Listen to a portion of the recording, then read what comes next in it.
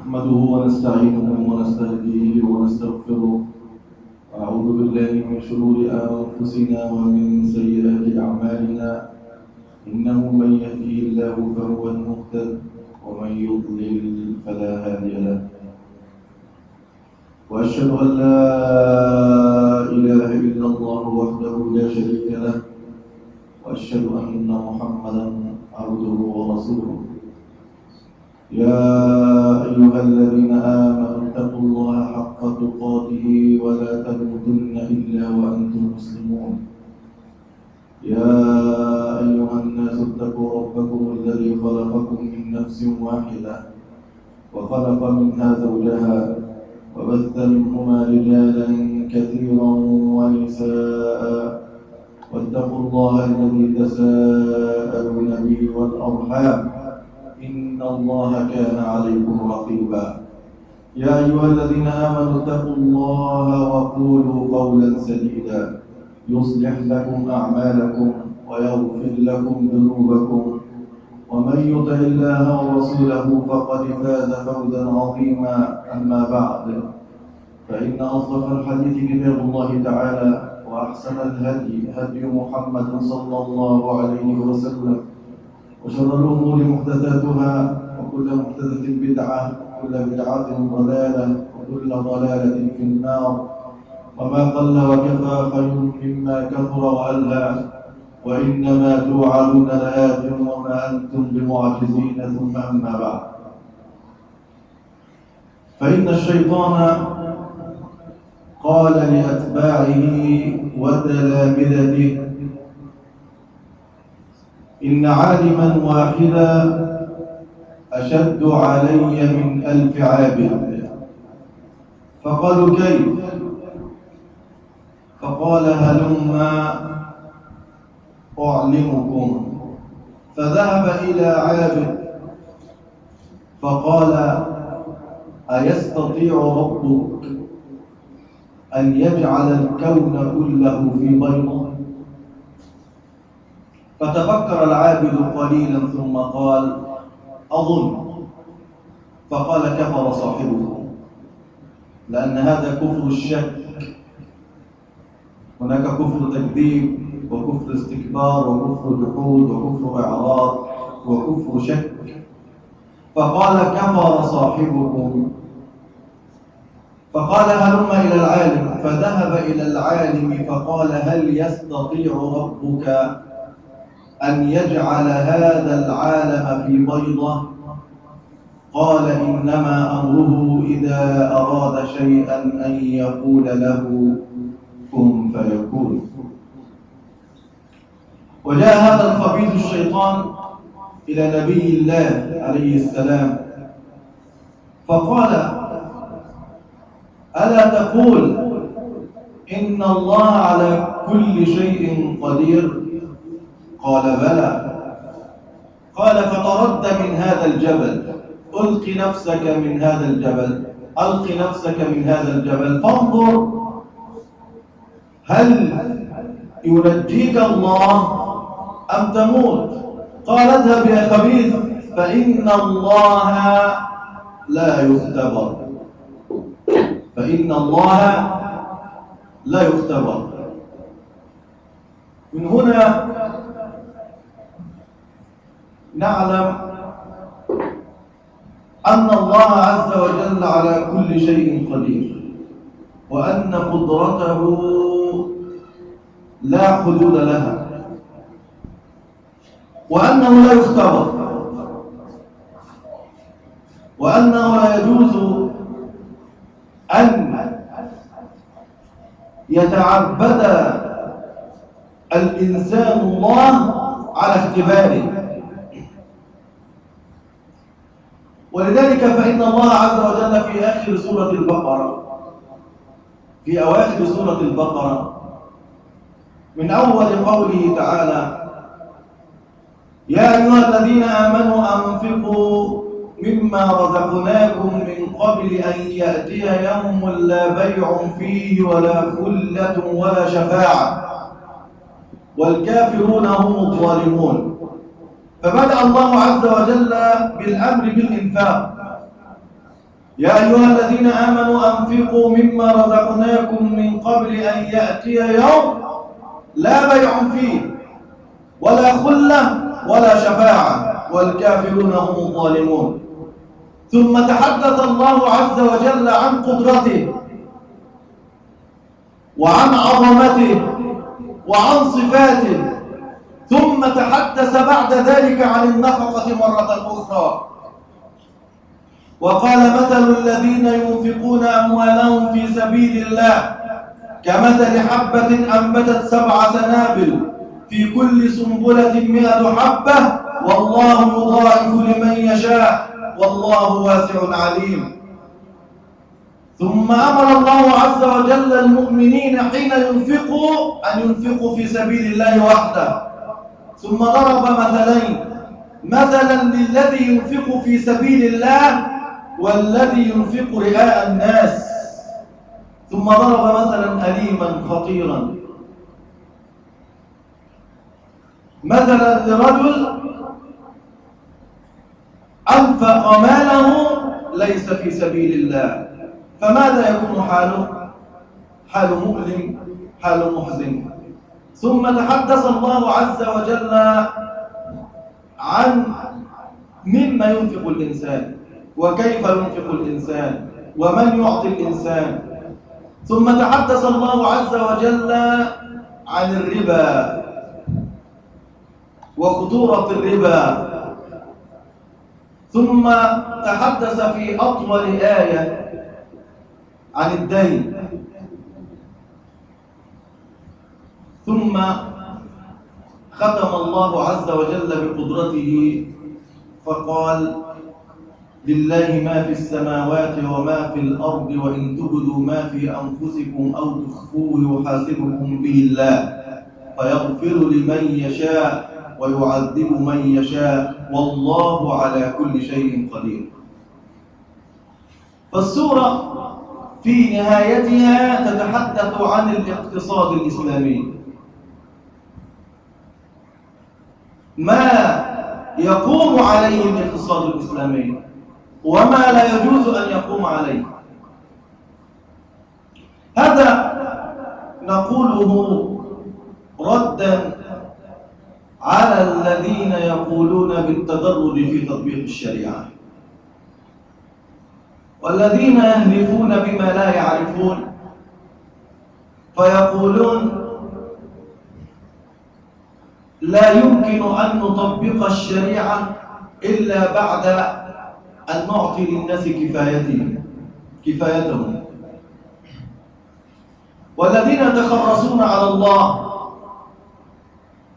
ويدعون أن الغرب إذا طبقنا الشريعة فسيجيعنا، ينسون قدرة الله عز وجل.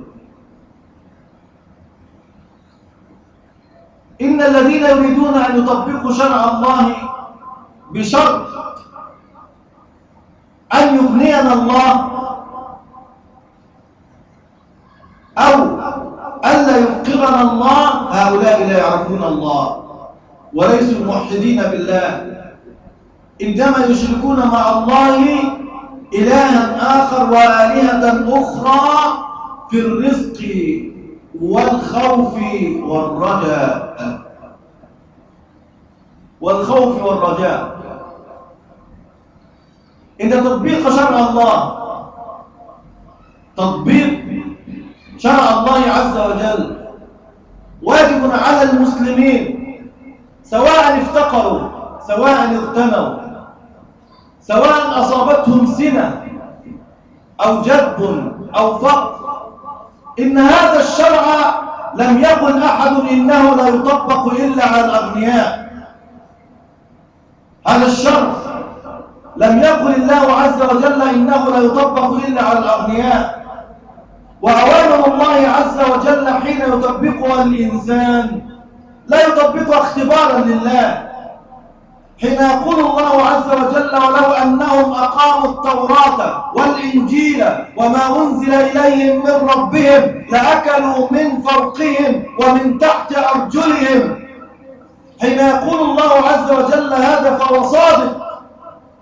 ومن أصدق من الله حديثا، ومن أصدق من الله قيلا، حين يقول ولو أنهم أقاموا التوراة والإنجيل وما أنزل إليهم من ربهم لأكلوا من فوقهم ومن تحت أرجلهم منهم أمة مقتصدة وكثير منهم ساء ما يعملون.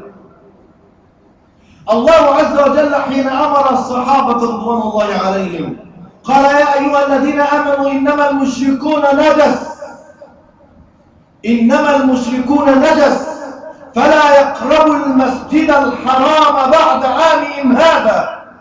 يعني أمر الله عز وجل المسلمين وهم في حالة الضعف أن يقاطعوا المشركين مقاطعة اقتصادية، لأنه ما معنى أن المشركين لا يدخلون مكة، لا يدخلون على مدينة الرسول صلى الله عليه وسلم، أن المشركين كل التجارة التي كان يتاجرها المشركون سوف تنقطع عن المسلمين إذا طبقوا هذا الأمر، إذا طبقوا أمر الله عز وجل بقوله يا أيها الذين آمنوا إنما المشركون نجس فلا يقربوا المسجد الحرام بعد عامهم هذا. معناها أن كل التجارة، كل تجارة قريش، كل تجارة المشركين سوف تنقطع عن المسلمين. ثم ماذا قال الله عز وجل؟ وإن خفتم عيلة، العيلة هي الفقر، وإن خفتم عيلة فسوف يغنيكم الله من فضله، سوف يغنيكم الله من فضله، لأن الله عز وجل هو الذي أغنى وأقنى، وهو الذي أمات وأحيا، وهو الذي خلق الذكر والأنثى من نطفة إذا تمنى وأن عليهم نشأة الأخرى.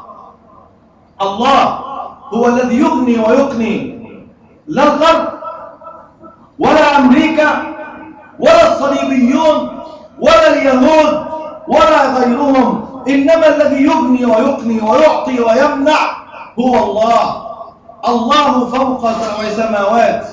ولذلك في آخر سورة البقرة حين حرم الله الربا وقال إن الاقتصاد الإسلامي يقوم على النفقات، يا أيها الذين آمنوا أنفقوا مما رزقناكم من قبل أن يأتي يوم لا بيع فيه ولا خلة ولا شفاعة، ثم ذكر قدرته وعظمته الله في أعظم سورة في القرآن، في أعظم آية في القرآن. الله لا إله إلا هو الحي القيوم.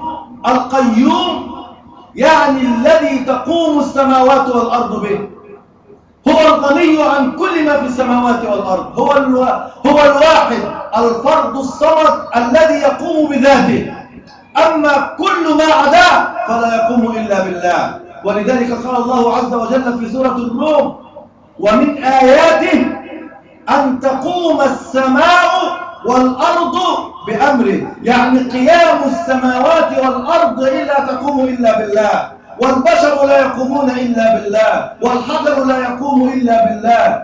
الله لا إله إلا هو الحي الذي لا يموت، القيوم الذي كل شيء يقوم به وهو قائم بذاته لا يحتاج إلى شيء، كل شيء يحتاجه في إيجاده من العدم. فأنت وكل ما في الكون كان عدما ثم احتاج إلى الله ليخرجه من العدم إلى الوجود، ثم في إمداده وإبقائه واستمراره.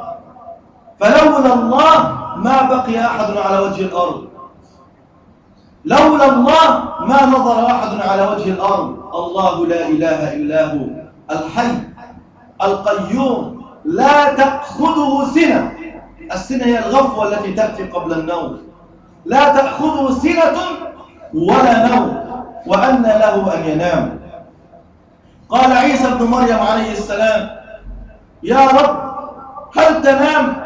قال يا عيسى إني لا أنام ولا ينبغي لي أن أنام، ولا ينبغي لي أن أنام، فأنا قيوم السماوات والأرض، بي تقوم السماوات والأرض. يا عيسى خذ زجاجتين فأمسكهما بيديك وقم طوال الليل. فأخذ عيسى عليه السلام زجاجتين فأمسكهما بيده طوال الليل قائما، فأخذته سنة من النوم فوقعت الزجاجتان فانكسرتا، فقال يا عيسى إنك بسنة من النوم قد انكسرت الزجاجتان، فما بالك بسماوات ذات أبراج وبحار ذات فجاج. الله لا إله إلا هو الحي القيوم، هذا هو الإله الذي يأمرك بأن تنفق، هذا هو الإله الذي يأمرك بأن تتبع أوامره، هذا هو الإله الذي يأمرك بأن تطبق شرعه، هذا هو الإله الذي وعدك على تطبيق شرعه. ولو أنهم أقاموا التوراة والإنجيل وما أنزل إليهم من ربهم لأكلوا من فوقهم ومن تحت أرجلهم، لأكلوا من فوقهم ومن تحت أرجلهم.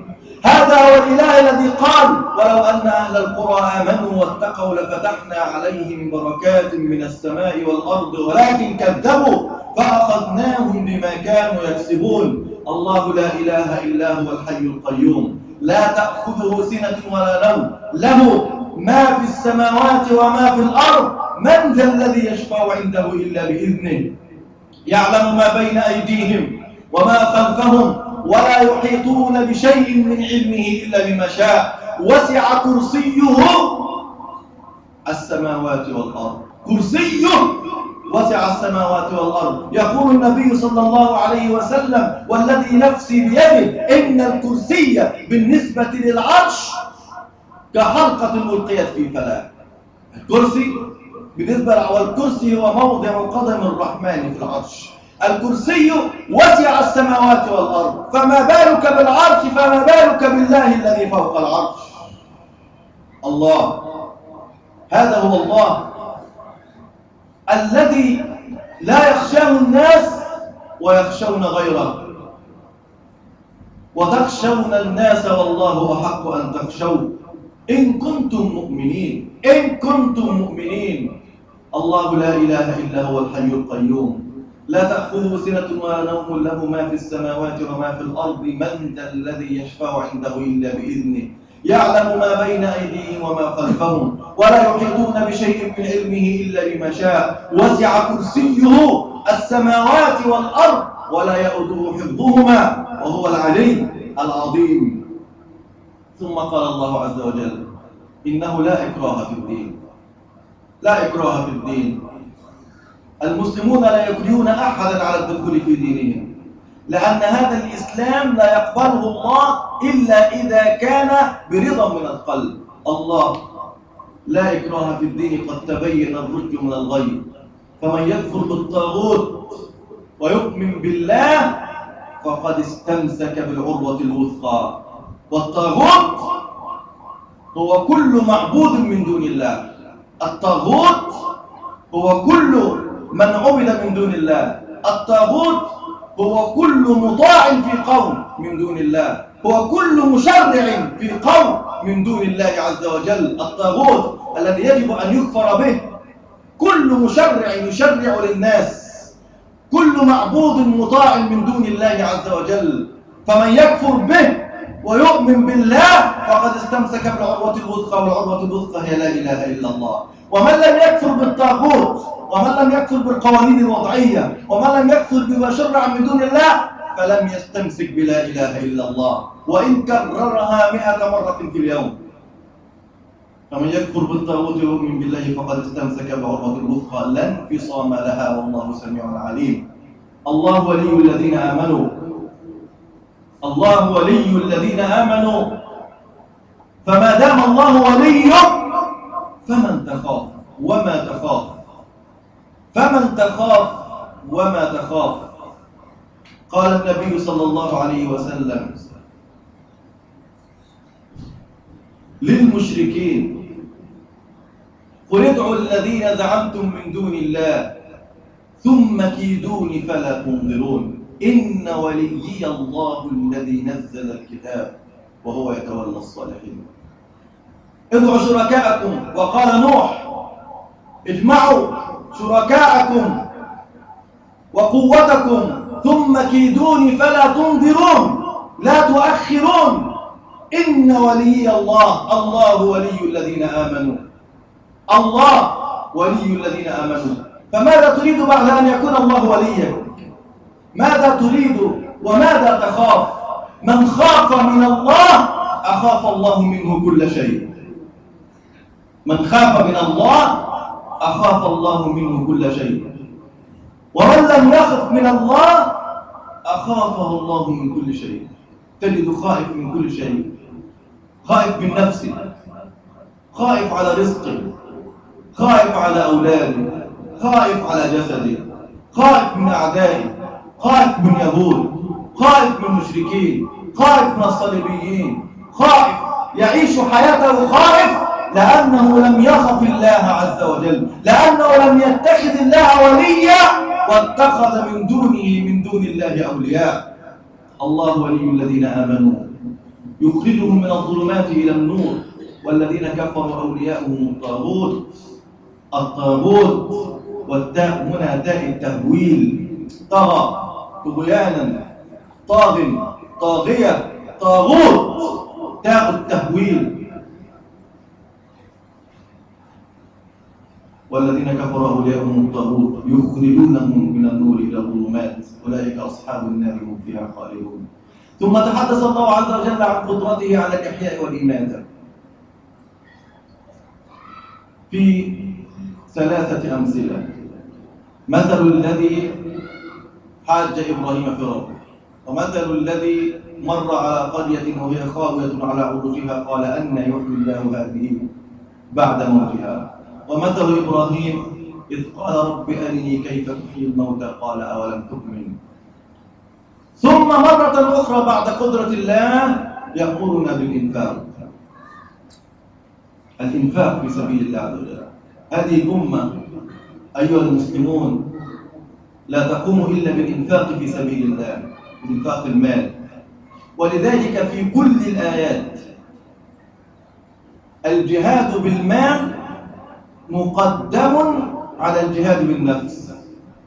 الجهاد بالمال مقدم على الجهاد بالنفس، لأن الذين كفروا ينفقون أموالهم ليصدوا عن سبيل الله، ينفقون المليارات، ينفقون الملايين على أتباعهم وعلى حميرهم وعلى كفارهم وعلى فساقهم وعلى أوليائهم ليصدوا عن سبيل الله وليستهزئوا بمحمد صلى الله عليه وسلم ليصدوا عن سبيل الله. ينفقون أموالا طائلة في أفريقيا وفي إندونيسيا، في كل مكان يوجد فيه مسلم يريدون أن ينصروه.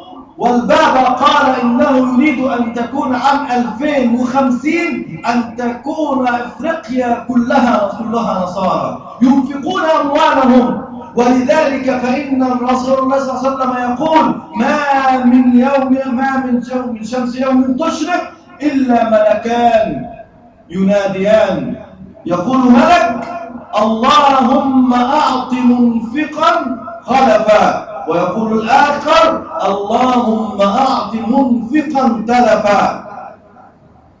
اللهم أعط منفقا خلفا، ويقول الآخر اللهم أعط منفقا تلفا، لأن هذا المال هو جهاد في سبيل الله عز وجل. ولولا هذا المال لقعدت الأمة وما قامت.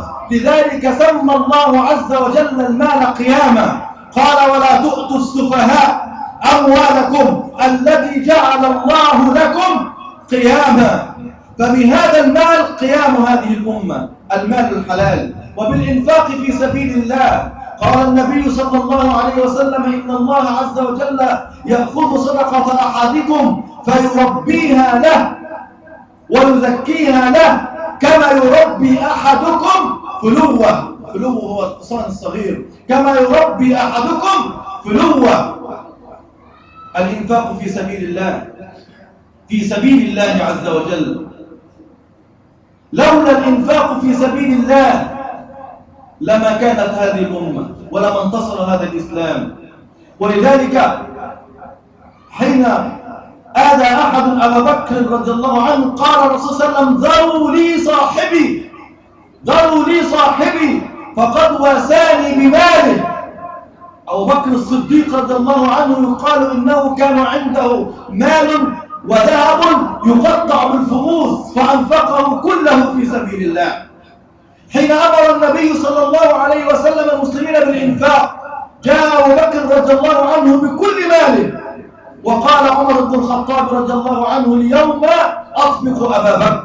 كانوا يتسابقون في الخير كما قال الله عز وجل وفي ذلك فليتنافس المتنافسون، وفي ذلك فليتنافس المتنافسون. قال عمر بن الخطاب رضي الله عنه اليوم أسبق أبا بكر. لا يتسابقون في الفسق ولا يتسابقون في الفجور ولا يتسابقون في الرياء الذين ينفقون أموالهم رئاء الناس ولا يؤمنون بالله وباليوم الآخر. لا يتسابقون في الفجور أيهم يقيم عرسا أعظم من الآخر، وأيهم يقيم فسادا أعظم من الآخر، وأيهم ينفق على عرس أكثر من الآخر، حتى إن المخلوع الفاسق المجرم السابق حين اشتكوا له من أن ناسا ينفقون الملايين على الأعراس فقال دعوهم ينفقون، أنا أريدهم أن ينفقوا. كانوا ينفقون ويتسابقون لا كما يتسابق بعض المسلمين اليوم في الفسق والفجور والعصيان. قال عمر بن الخطاب رضي الله عنه اليوم أسبق أبا بكر، فأخذ نصف ماله وذهب إلى النبي صلى الله عليه وسلم، فإذا أبي بكر رضي الله عنه أتى بكل ماله فقال له رسول الله صلى الله عليه وسلم ماذا تركت لأولادك؟ قال تركت عدة الله وعدة رسوله. وقال عمر رضي الله عنه ماذا تركت لأولادك؟ قال تركت نصف مالي. فبكى عمر بن الخطاب رضي الله عنه وقال والله ما سابقتك يا أبا بكر في خير إلا سبقتني، واليوم أعلم أني لا أسبقك أبدا. انفقوا في سبيل الله. الذين كفروا ينفقون أموالهم في الباطل، ينفقون أموالهم ليصدوا عن سبيل الله، والذين آمنوا ينفقون أموالهم حتى يعلوا كلمة الله عز وجل. الإنفاق في سبيل الله والعطاء ومن يوق شح نفسه فأولئك هم المفلحون. وأحضرت الأنفس الشح، يعني الشح حاضر في النفس، ومن يوق شح نفسه فأولئك هم المفلحون. الذين ينفقون أموالهم في سبيل الله كمثل حبة أنبتت 7 سنابل في كل سنبلة 100 حبة والله يضاعف لمن يشاء والله واسع عليم. الذين ينفقون أموالهم مرة أخرى في سبيل الله، فقط في سبيل الله، لا رئاء الناس ولا في معصية الله أبدا، إنما في سبيل الله. لا ينفقون مليما في معصية الله. فما بال المسلمين اليوم؟ فما بال المسلمين اليوم؟ أرض الجهاد مفتوحة في كل مكان، والأموال شحيحة، والكفار ينفقون المليارات حتى ينصروا أتباعهم. مليارات تذهب إلى ما يسمى دول الربيع العربي حتى لا يقيموا شريعة الله عز وجل. يملون بالمليارات، 4 مليار وكذا من 100 لمصر من الصندوق النقد الدولي، و2 مليار من قطر، وكذا مليار من السعودية، وكذا مليار من الصليبية أمريكا الصليبية. كل هذا حتى يسيطروا على بلد. ينفقون كل هذه المليارات ليصدوا عن سبيل الله عز وجل. ينفقون المليارات والملايين حتى يشوهوا صورة الرسول صلى الله عليه وسلم. كم أنفقوا على هذا الفيلم التافه المجرم؟ كم أنفقوا على هذا الفيلم التافه المجرم؟ من المسلمين أنفق ليدافع عن النبي صلى الله عليه وسلم، ليدفع عن النبي صلى الله عليه وسلم؟ من دافع عنه بكلمة حق وقال إن الذين فعلوا هذا يجب قتلهم؟ كل من شارك في هذا الفيلم المجرم يجب قتله عينا، لأن رسول الله صلى الله عليه وسلم من سبه جزاؤه القتل. لو كان مسلما لارتد، لو كان مسلما لأصبح مرتدا جزاؤه القتل، ولو كان ذميا لانقضى عهده وذمته. هو من سكت، هو من قومه من سكت، هو من قومه من سكت، انقضت ذمته وعهده ووجب قتله. الذين ينفقون أموالهم في سبيل الله ثم لا يتبعون ما أنفقوا منا ولا أذى لهم أجرهم عند ربهم ولا خوف عليهم ولا هم يحزنون. قول معروف ومغفرة خير من صدقة يتبعها أذى. الذين يفتخرون بأنهم أوذوا في سبيل الله وأنهم أنفقوا في سبيل الله. أتمنوا على الله عز وجل؟ قل لا تمنوا علي إسلامكم بل الله يمن عليكم أن هداكم للإيمان. صدقة، الصدقة والإنفاق في سبيل الله. الآية الوحيدة التي قدمت فيها النفس على المال هي آية سورة التوبة: إن الله اشترى من المؤمنين أنفسهم وأموالهم بأن لهم الجنة. لأن في النهاية المقصود هو أن تضحي بنفسك في سبيل الله عز وجل. مقصود النهاية المال مقدمة لأن تضحي بنفسك في سبيل الله عز وجل. هذا هو حب الله عز وجل. هو حب الله عز وجل أن تفنى من أجله.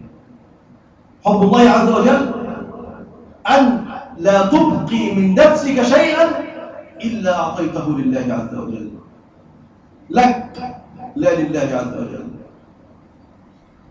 ثم لا يتبعون ما أنفقوا منا ولا أذى. ثم قال الله عز وجل: قول معروف ومغفرة خير من صدقة يتبعها أذى. الله غني حليم. إياك أن تظن أيها الأخ أنك بنفقتك هذه تنصر الإسلام، إنما تنصر نفسك، لأن الله غني ولو شاء الله لانتصر منه بدون جهادك بمالك، بدون جهادك بنفسك، ولكن ليبلو بعضكم البعض. فالمسألة مسألة ابتلاء واختبار. أعطاك الله عز وجل المال ليبتليك ويختبرك، أتنفق منه أو تمسك؟ وأنفقوا مما جعلكم مستخلفين فيه. فالمسألة مسألة اختبار فقط، ولكن الله عز وجل يمكن بكلمة كن أن يهزم أقوى الأقوياء. من أشد قوة من عاد؟ فأما عاد فاستكبروا في الأرض بغير الحق وقالوا من أشد منا قوة. ماذا حدث؟ ما أرسل الله عز وجل عليهم إلا ريح فقط. ولكن الله عز وجل يختبرك أنت ويمتحنك أنت فيما أعطاك من جسد، هل تنفقه في سبيل الله أم تبخل به؟ ومن يبخل فإنما يبخل عن نفسه. يا أيها الناس أنتم الفقراء إلى الله والله هو الغني الحميد. إن يشاء يذهبكم ويأتي بخلق جديد. ها أنتم تدعون لتنفقوا في سبيل الله، فمنكم من يبخل، ومن يبخل فإنما يبخل عن نفسه والله غني وأنتم الفقراء. وإن تتولوا يستبدل قوما غيركم. نسأل الله عز وجل العافية. تتولوا، لتنفقوا، لتجاهدوا بأموالكم وأنفسكم في سبيل الله، يستبدل قوما غيركم ولا تضروه شيئا. يستبدل قوما غيركم ثم لا يكونوا أمثالكم. ثم ضرب الله عز وجل مثلا للذي ينفق ماله ابتغاء الله، ومثلا للذي ينفق ماله رئاء الناس. لقد كنت أقف عند قول الله عز وجل: الذين ينفقون أموالهم رئاء الناس ولا يؤمنون بالله واليوم الآخر. فأقول في نفسي: كيف لرجل عاقل ينفق ماله رئاء الناس؟ كيف؟ فلما رأيت العرس الذي يقيمه الناس علمت كيف يكون الإنفاق في غير سبيل الله رئاء الناس ينفقون أموالهم. يعني واحد ممكن يروح يؤجل ما يسمونه طاعة ب6,000 جنيه ب5,000 جنيه أو ب10,000 جنيه. هذا الفقراء. أنا أتحدث عن الطبقة الكادحة. ثم إذا طلبت منه شيئا للمسجد أو في سبيل الله للجهاد في سبيل الله يبخل. ماذا مثل هذا؟ ضرب الله عز وجل له مثلا أسوأ مثلا، وضرب لقلبه مثلا أسوأ مثلا. قال فمثله كمثل صفوان عليه تراب. يعني بعض العلماء قالوا إن هذا مثل لقلب الذي ينفق ماله رئاء الناس، لقلبه إنه عامل زي الحجر الأسود. لا، قالوا الصفوان هو الصخرة السوداء، الصخرة السوداء، قلبه صخرة سوداء كما قال الله عز وجل عن بني إسرائيل: ثم قست قلوبكم من بعد ذلك فهي كالحجارة أو أشد قسوة وإن من الحجارة لما يتفجر منه الأنهار وإن منها لما يشقق فيخرج منه الماء وإن منها لما يهبط من خشية الله. فالحجارة منتظر منها الخير، منتظر أن تخرج الخير وأن تخرج الماء وأن يشقق منها الماء وأن تهبط من خشية الله. أما القلب الصلب، أما القلب الحجر فلا ينتظر منه خير أبدا، إنما هو كصخرة سوداء عليها تراب. التراب يغطي هذا السواد. يظن الناس أن هذا التراب وهذا الإنفاق خير، وهذا الإنفاق خير، رجل خير ينفق في سبيل الله ويعطي الناس. فمثل الذي ينفق ماله من أجل دنيا، من أجل جذب ناس للدنيا، أو من أجل الرياء، أو من أجل الانتخابات، أو من أجل الكراسي، مثله كمثل صفوان عليه تراب يراه الناس كأنه تربة طيبة يمكن أن تنبت خيرا، ولكن هذه التربة ينتظر من الحجر أن يأتي بخير ولا ينتظر من مثل هذا القلب المنافق المرائي خيرا. فمثله كمثل صفوان عليه تراب فأصابه وابل، نسأل الله العافية، فذهب بكل خير منه، فأصابه وابل فتركه صلدا كالح، ويوم القيامة ستكون وجوههم كالحة كذلك تلفحهم النار وهم فيها كالحون، كما كانوا في الدنيا تلفحهم النار وهم فيها كالحون. مثل الذي ينفق ماله في سبيل الرياء، في سبيل جذب الناس، في سبيل المنظرة، كمثل صفوان عليه تراب فأصابه وابل فتركه، الوابل هو المطر الشديد، فتركه صلدا لا يقدرون على شيء مما كسبوا، والله لا يهدي القوم الكافرين. ثم ضرب مثلا الذي ينفق ماله في سبيل الله ابتغاء مرضات الله لا ينظر إلا لله عز وجل. ولذلك في الإسلام يا إخواني الآخذ والمعطي لا ينظرون إلا لله عز وجل. الآخذ لا يأخذ منه، ولذلك لا توجد أحقاد يعني علماء الغرب حين تحدثوا عن الصدقة وكذا قالوا إن الصدقة تنشئ الأحقاد بين الناس جهلا، لأن الصدقة فعلا التي تتبعها من وأذى والتي يشعر الآخذ فيها بأنها منك أنت، هذا تعطي الخطأ. ولذلك هناك مثل سائد بين الناس، مثل خاطئ يقول لك اتقي شر من أحسنت إليه، هذا خطأ. اتقي شر من أحسنت إليه. الآخذ والمعطي، المعطي لا يعطي إلا لله، والآخذ لا يأخذ إلا لله. خرج يوم الرجل يتصدق فأعطى صدقة فوقعت في يد زانية، فأصبح الناس يتحدثون تصدق الليلة على زانية. هو لا ينظر إلى الزانية، هو ينظر إلى الله.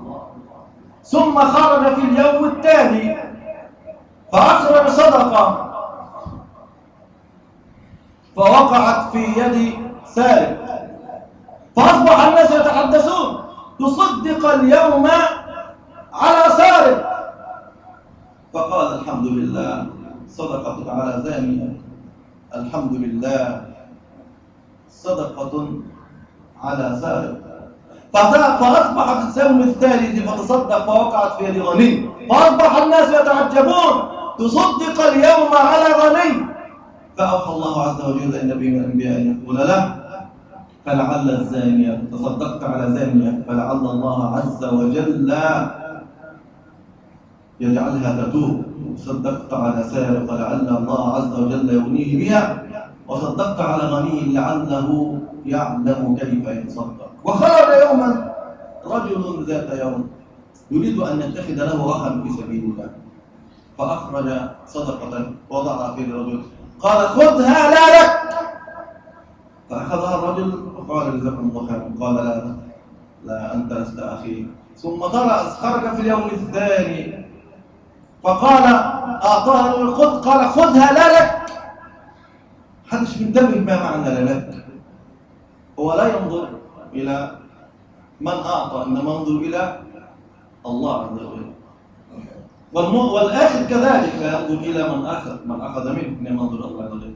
فقال: جزاكم الله خيرا. فقال: لست بأخي. ذلك السيدة عائشة رضي الله عنها كانت تقول: إن الصدقة قبل أن تقع في يد الفقير تقع في يد الله عز وجل. فكانت تعطرها إنها تنظر إلى الله عز وجل. ثم خرج في اليوم الثالث وقال لرجل: خذ هذه لا لك. قال: أخذها لا منك. الذين ينفقون أموالهم ابتغاء مرضات الله وتثبيتا من أنفسهم لأنفسهم. إنسان داووا مرضاكم بالصدقات، وأعظم مرض هو مرض القلوب. نسأل الله لنا ولكم العافية. إن كنت في قلبك مرض فداوه بالصدقة، ومعنى هذا تثبيتا من أنفسهم لأنفسهم. فالصدقة تثبتك على دينك حيث تتقلب القلوب، إذ كان أكثر دعاء النبي صلى الله عليه وسلم: يا مقلب القلوب ثبت قلبي على دينك.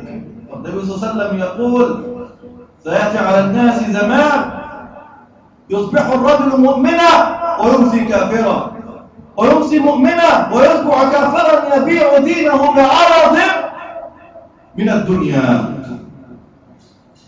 وتثبيتا من أنفسهم. ما مثلهم؟ مثلهم كجنة بربوة. الله، مثلهم مش جنة بس، ولكن بربوة، حيث أفضل مكان جنة في مكان عالي، أصابها وابل فآتت أكلها ضعفين. فإن لم يصبها وابل مش مشكلة، القليل والكثير ينفعها. فإن لم يصبها وابل فطل رذاذ هتأتي أكلها أيضا. ثم نختم بهذا المثل العجيب. قال الله عز وجل محذرا الناس الذين ينفقون رياء الناس والذين لا يؤمنون بالله ولا باليوم الآخر. قال: أيود أحدكم، أيها المسلمون، أيها العقلاء، أيها الناس، أيود أحدكم أن تكون له جنة من نخيل وأعناب. انظر إلى هذا المنظر الجميل البديع. أيود أحدكم أن تكون له جنة من نخيل وأعناب له فيها من كل الثمرات تجري من تحتها الأنهار. هذا لمن يتمناه منظر عجيب، منظر مريح. كل هذا وأصابه الكبر، خلاص ما يستطيع.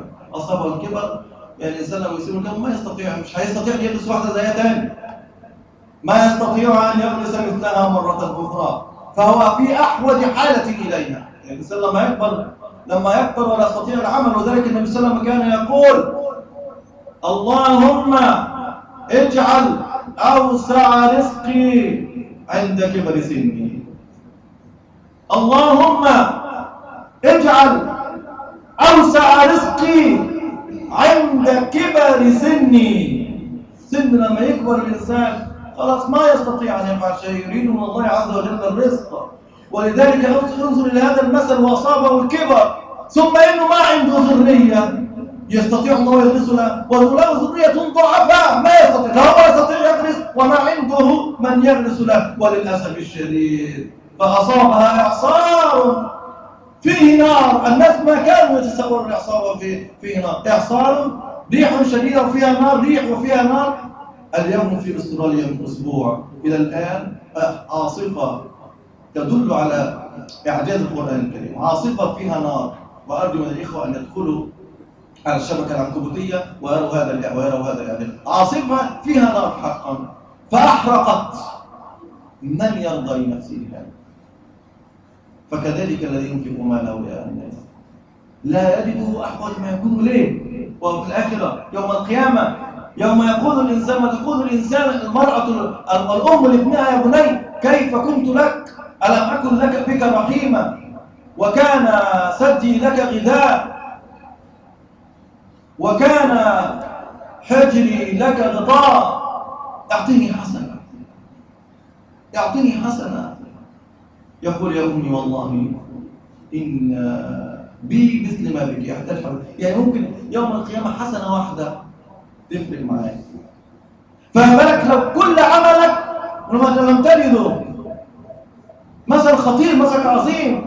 لماذا لا ينفق ماله هذا؟ لا ينفقه في سبيل الله، ينفقه في الرياء. لماذا مالك الذي أعطاك الله عز وجل لا أعطاك الله إياه تنفقه في معصية الله؟ والله والنبي صلى الله عليه وسلم يقول: لن تزول قدم عبد حتى يسأل عن أربع: عن ماله، منها عن ماله من أين اكتسب، ليس من أين اكتسب فقط، وفيما أنفقه. أتحب أن تكون لك جنة مثل هذه وأصابك الكبر وأنت في أحوج حاجة الله ثم لا تجد شيئا منها وقدمنا إلى ما عملوا من عمل فجعلناه هباء منثورا. يومئذ ترى الناس سكارى وما هم بسكارى، يوم تذهل كل مرضعة عما أرضعت وتضع كل ذات حمل حملها وترى الناس سكارى وما هم سكارى، يوم يفر المرء من أخيه وأمه وأبيه وصاحبته وبنيه لكل امرئ منهم يومئذ شأن يغنيه. هل يرضيك أيها الأخ المسلم الحبيب أن حين تبخل بالمال أو حين تنفق في غير موضعه أن يرضيك أن تكون مثل هذا الرجل الذي كانت له جنة منظرها جميل فيها من كل الثمرات، له فيها من نخيل وأعناب والأنهار تجري من تحتها، وقد أصابه الكبر ولا يستطيع أن يغرس مثلها وما عنده وقت أن يغرس مثلها، وهذا الله ذرة ضعفاء ما يستطيعون أن يغرسوا مثلها، فأصابها إعصار فيه نار فاحترقت. كذلك يبين الله لكم الآيات لعلكم تتفكرون. أقول قولي هذا وأستغفر الله لي ولكم فاستغفروه.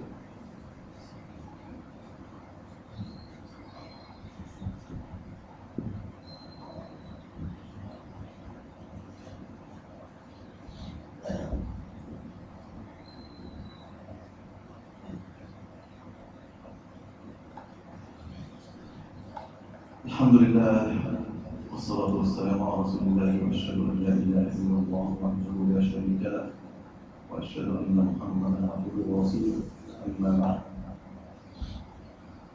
ثم أوضح الله عز وجل في بقية الآيات مما تنفق ولمن تنفق وكيف تنفق. قال الله عز وجل: يا أيها الذين آمنوا أنفقوا من طيبات ما كسبتم ولا تيمموا الخبيث منه تنفقون. التيمم هو القصد، تيمم يعني قصد، لا تقصد الخبيث منه تنفق، كقبيل وهابيل حين أرادوا أن يتزوجوا كل واحد امرأة، فقال الله عز وجل فأمر الله عز وجل كل واحد منهم أن يخرج صدقة، وكانت هناك علامة لقبول الصدقة إن تنزل نار فتحرقها. أما هابيل فذهب إلى أطيب ما عنده فقدمه لله، وأما قابيل فذهب إلى أسوأ ما عنده فقربه، فنزلت النار فخرج فأحرقت صدقة هابيل. سبحان الله حسده قابيل. لماذا تحسده؟ قال: إنما تقبل الله من المتقين. يا الذين آمنوا أنفقوا من طيبات ما كسبناكم مما كسبتم ومما أخرجنا لكم من الأرض ولا تنفقوا ولا تيمموا الخبيث منه تنفقون. ما تجيبش أسوأ حاجة عندك. وكان هذا مثل، يعني قالوا إن الأنصار رضوان الله عليهم كان إذا خرج التمر والبلح والكذا فكانوا يجعلون حبلا بين السريتين، بين العمودين في المسجد ويربطوا فيه. فكان بعض الأنصار ضعفاء النفوس كان يأتي بالحشف اللي هو يعني أسوأ أو أردى أنواع التمر، فكان يضعوه، كان يأكل منه فقراء المهاجرين. فأنزل الله عز وجل لا، كانوا يظنون هذا، لا، جيب أطيب ما عندك وقدمه لله عز وجل. ولذلك قال عز وجل لن تنالوا البر، قال البر هو الجنة أو هو السبب لدخول الجنة، يعني البر فيه تفاسير كثيرة. لن تنالوا البر حتى تنفقوا مما تحبون. خد بالك، مش لما أقول لك تنفق من الشيء اللي هو لا. لما سمع أبو طلحة رضي الله عنه هذه الآية، كان له حديقة أمام المسجد، أمام مسجد النبي صلى الله عليه وسلم، كانت اسمها حديقة بيرحاء أو بيرحاء أو بئرحاء. تصور، أنا عايزك تتصور هذا المنظر.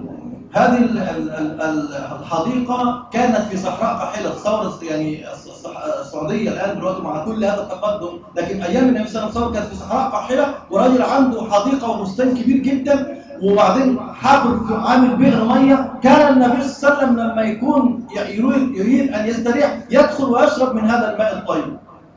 يعني كم بذل فيه من جهد في هذه الصحراء. يعني لو في دولة زراعية، أنا أريد أن أبين لك ما معنى أطيب وأطيب ما، يعني لا مما تحبون. رجل كم بذل من جهد في مثل هذا البستان، بستان في صحراء فيه ماء كان النبي صلى الله عليه وسلم يرتاح فيه. فلما سمع هذا قال يا رسول الله، ألم يقل الله عز وجل لن تنالوا البر حتى تنفقوا مما تحبون؟ والله إن أحب مال ذلك البستان وإنه كله لله. من يفعل هذا بالمسلمين اليوم؟ الذي يفعلون هذا اليوم يعابون. الرجل الذي ترك ملياراته، الذي ترك ملايينه وذهب في الكهوف، يعتبرونه متطرفا اصوليا متشددا متطرفا ارهابيا. ما الذي يقول هذا ليس الاعداء، انما منافقي هذه الامه.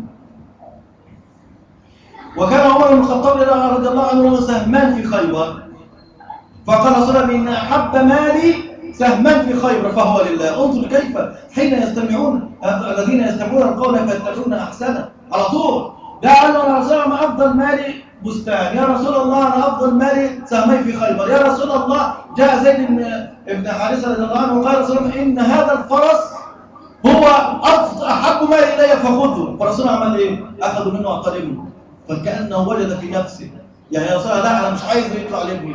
فقال لا، فوجد في نفسه. فقال رسول الله صلى الله عليه وسلم، فقال له رسول الله صلى الله عليه وسلم لقد أجرك الله. ما تستمعش دعوة.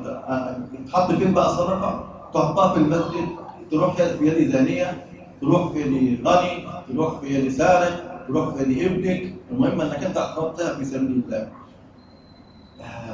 نختم بحديث وفتوى للأحناف. الحديث يقول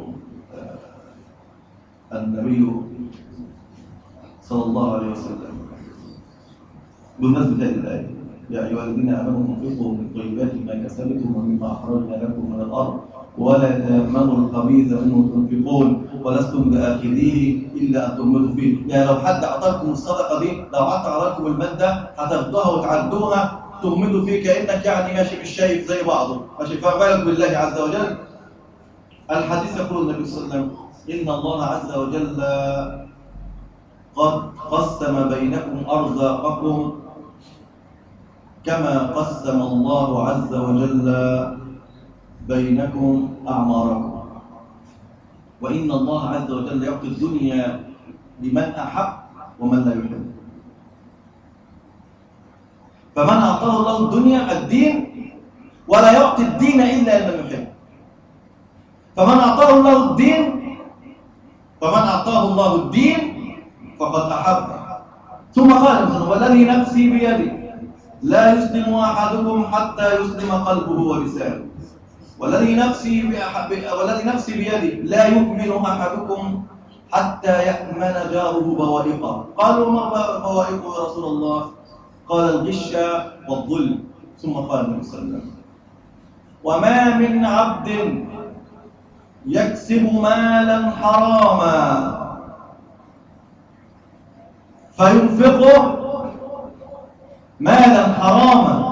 فينفقه إلا لا يبارك الله فيه، أو يتصدق به فلا يقبله الله.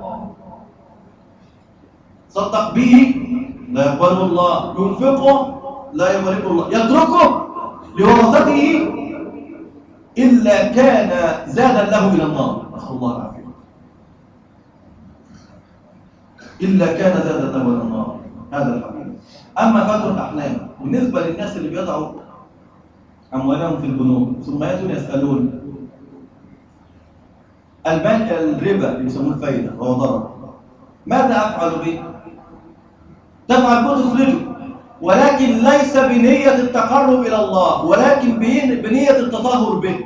ولذلك الأحناف هذه الفتوى قالوا: اللي معاه مال يا إخواننا ما وضعه في البنك وأخذ الربا لا يجوز له، خد بالك، أن يخرجه تقربا إلى الله، ولكن يخرجه تطهرا منه، لأن الأحناف قد أفتوا بفتوى عجيبة.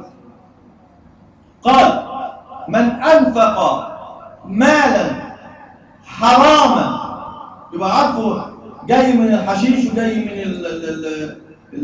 السرقة وجاي من النهب وجاي من رجال الأعمال ونساء الأعمال ومش عارف ايه، وعارفين مصدرهم: من أنفق نفقة حراما يتقرب بها إلى الله فقد كفر. بفتوى الأحناف في كتب الأحناف هذا اليوم، فقد كفر. ومن أخذها منه ودعا له وهو يعلم أنه اكتسب من الحرام فقد كفر. ومن أمن على دعائه فقد كفر. هذه الخطورة، انفق المال الحرام. يا أيها الذين آمنوا أنفقوا من طيبات ما كسبتم ومما أخرجنا لكم من الأرض دابوا مرضاكم بالصدقة، أنفقوا مما جعلكم مستخلفين فيه، نفقة تنفقها على أهلك، ونفقة تنفقها على دابتك في سبيل الله، ونفقة تنفقها على أصدقائك خيرها نفقة على أهلك. أيها المسلمون، بدون النفقة وبدون الإسلام لن يقوم الإسلام. أيها المسلمون، إن الله لا يختبر، فالذي يريد أن يطبق شرع الله يطبقه، والله عز وجل سيغنينا إن شاء. وليس شرطا أن يغنينا، يمكن أن تصيبنا سنة، يمكن أن يصيبنا جد، ولكن لا نكون كالذي يعبد الله على حرف، فإن أصابه خير اطمأن به، وإن أصابته فتنة انقلب على وجهه خسر الدنيا والآخرة. كان يدخل الإسلام أو يطبق الشريعة، فإذا أصابته جد يوم مظاهرات علينا، يعني ما ينفع، يبقى أنت مزعوم في سبيل الله عز وجل، كما يقولون هؤلاء المتميعون. ماشي، أنت تعبد الله على حرف أم تعبد الله على ثقة؟ ماشي، إن أصابك ما أصابك فأنت تعلم أنك تريد تطبيق شرع الله عز وجل، وإن أصابنا ما أصابنا. ليس على شرط أن يغنينا الله، وليس على شرط أن يحسن اقتصادنا، وليس على شرط أن نأكل ونشرب، فإن الفقر خير من النار والعاد. اللهم اغفر لنا ذنوبنا وإسرافنا في أمرنا وثبت أقدامنا وانصرنا على القوم الكافرين. اللهم انصر المجاهدين في كل مكان. اللهم ارفع مقتك وغضبك عن إخواننا في سوريا. اللهم ارفع مقتك وغضبك عنا وعن إخواننا في بورما. ربنا لا تدعنا في هذا اليوم العظيم ذنبا إلا غفرته، ولا هما إلا فرجته، ولا مدينا إلا قضيت دينه، ولا غائبا إلا رددته، ولا مريضا إلا شفيته، ولا مظلوما مرجوعا إلا أحسنت خلاصه، ولا أسيرا إلا أخرجته، ولا ظالما إلا قصمته، ولا مظلوما إلا أنصفته. اللهم عليك باليهود والأمريكان، لا ترفع لهم في الأرض راية، وادعوهم لسائر عبادك عبرة وآية. اللهم أذن بشريعتك أن تسود، وأذن بقرآنك أن يحكم ويعود. اللهم لا تؤاخذنا إن نسينا وأخطأنا، ربنا ولا تحمل علينا إصرا كما حملته على الذين من قبلنا، ربنا ولا تحملنا ما لا طاقة لنا به واعف عنا واغفر لنا وارحمنا، أنت مولانا وانصرنا على القوم الكافرين وأقم الصلاة.